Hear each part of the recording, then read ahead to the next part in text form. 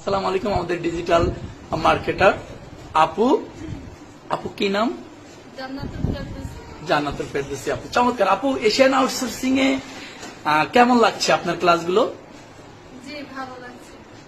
আরেকটা প্রশ্ন আপনার মন থেকেই আপনি বলবেন, একবার মন থেকে, সেটা হলো যে অনলাইন আর অফলাইন ক্লাস সম্পর্কে আপনার কেমন মতামত, আর আমাদের অফলাইন ক্লাসগুলো আপনি কেমন পাচ্ছেন, কথায় কাজে কতটা মিল আছে?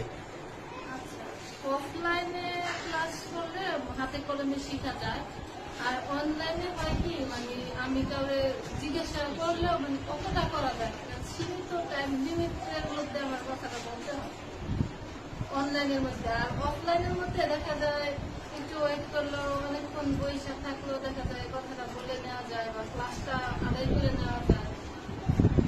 মাশাআল্লাহ মাশাআল্লাহ, চমৎকার। প্রশ্নটা আমার কাছে খুবই ভালো লাগছে।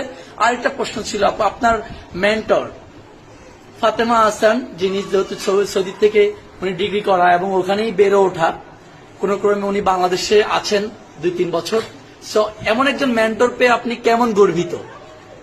আসলে কি যেহেতু আমি ফিমেল, আরেকজন ফিমেল মেন্টর পেয়ে আমি এটা বেশি মানে প্রাধান্য দিচ্ছি যে না, একটু মেয়ে মেয়ে একসাথে ক্লাস করতে মনে হয় একটু ভালো হবে বা ওনার কাছে ফ্রিলি একটা জিনিস জিজ্ঞাসা করতে পারবো, এই কারণে